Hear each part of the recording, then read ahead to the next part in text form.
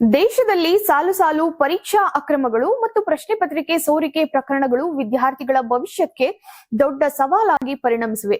Neat ಸೇರಿದಂತೆ ವಿವಿಧ ಸ್ಪರ್ಧಾತ್ಮಕ ಪರೀಕ್ಷೆಗಳ ಅಕ್ರಮದ ವಿರುದ್ಧ ರಾಜಕೀಯ ಹೋರಾಟ ತೀವ್ರವಾಗಿರುವಂತಹ ನಡುವೆಯೇ ಕಾಂಗ್ರೆಸ್ ನಾಯಕಿ ಪ್ರಿಯಾಂಕಾ ಗಾಂಧಿ ಈ ಹಿಂದೆ ನೀಡಿದ್ದಂತಹ ಹೇಳಿಕೆ ಮತ್ತೆ ಚರ್ಚೆಗೆ ಗ್ರಾಸವಾಗಿದೆ. ರಾಜಸ್ಥಾನದಲ್ಲಿ ಕಾಂಗ್ರೆಸ್ ಸರ್ಕಾರ ಅಧಿಕಾರದಲ್ಲಿದ್ದಾಗ ನಡೆದಂತಹ ಪರೀಕ್ಷಾ ಅಕ್ರಮಗಳ ಕುರಿತು ಮಾತನಾಡಿದಂತಹ ಪ್ರಿಯಾಂಕಾ ಗಾಂಧಿ, ಪ್ರಶ್ನೆ ಪತ್ರಿಕೆ ಸೋರಿಕೆ ಕೇವಲ ಒಂದು ರಾಜ್ಯದ ಸಮಸ್ಯೆಯಲ್ಲ, ಇಡೀ ದೇಶವನ್ನ ಕಾಡುತ್ತಿರುವಂತಹ ಗಂಭೀರ ಸಮಸ್ಯೆ ಎಂದು ಹೇಳಿದ್ರು. ರಾಜಸ್ಥಾನದಲ್ಲಿ ನಮ್ಮ ಸರ್ಕಾರವಿದ್ದಾಗ ಪ್ರಶ್ನೆ ಪತ್ರಿಕೆ ಸೋರಿಕೆ ತಡೆಯಲು ಶಕ್ತಿ ಮೀರಿ ಪ್ರಯತ್ನಿಸಿದ್ದೇವೆ. ಅಂದಿನ ಮುಖ್ಯಮಂತ್ರಿ ಅಶೋಕ್ ಗೆಹ್ಲೋಟ್ ಕೂಡ ಸಾಕಷ್ಟು ಶ್ರಮಿಸಿದ್ರು. ಆದ್ರೂ ಈ ಅಕ್ರಮವನ್ನ ಸಂಪೂರ್ಣವಾಗಿ ತಡೆಯಲು ಸಾಧ್ಯವಾಗಲಿಲ್ಲ ಅಂತ ಅವರು ಒಪ್ಪಿಕೊಂಡಿದ್ದರು.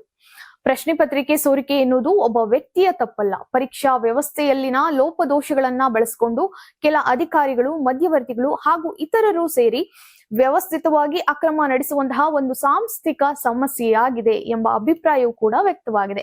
ಈ ನಡುವೆ ನಿವೃತ್ತ ಲೆಫ್ಟಿನೆಂಟ್ ಜನರಲ್ ಡಿಪಿ ಪಾಂಡೆ ಕೂಡ ಸಾಮಾಜಿಕ ಜಾಲತಾಣದಲ್ಲಿ ಪ್ರತಿಕ್ರಿಯೆಯನ್ನ ನೀಡಿದ್ದು, ಸಮಾಜದಲ್ಲಿ ಶಾರ್ಟ್ಕಟ್ ಮೂಲಕ ಯಶಸ್ಸನ್ನ ಸಾಧಿಸುವಂತಹ ಮನೋಭಾವ ಹೆಚ್ಚಾಗುತ್ತಿರುವುದು ಇಂತಹ ಅಕ್ರಮಗಳಿಗೆ ಕಾರಣವಾಗ್ತಾ ಇದೆ ಅಂತ ಹೇಳಿದ್ದಾರೆ. ಹೆಲ್ಮೆಟ್ ಧರಿಸದೆ ವಾಹನ ಚಲಾಯಿಸುವುದು ಅಥವಾ ಸಾರ್ವಜನಿಕ ಸ್ಥಳಗಳಲ್ಲಿ ಕಸವನ್ನ ಎಸೆಯುವುದು ಕೆಲವರು ಸಹಜವೆಂದು ಭಾವಿಸುವಂತೆ ಪರೀಕ್ಷೆಯಲ್ಲೂ ಅಕ್ರಮಕ್ಕೆ ಒಲವು ಹೆಚ್ಚುತ್ತಿದೆ ಎಂದು ಅವರು ಅಭಿಪ್ರಾಯವನ್ನ ಪಟ್ಟಿದ್ದಾರೆ. ಪರೀಕ್ಷಾ ಅಕ್ರಮಗಳು ನಡೆದಾಗ ಆಡಳಿತದಲ್ಲಿರುವಂತಹ ಸರ್ಕಾರಗಳು ಅವುಗಳನ್ನ ನಿಯಂತ್ರಿಸಲು ಹೆಣಗಾಡುತ್ತವೆ.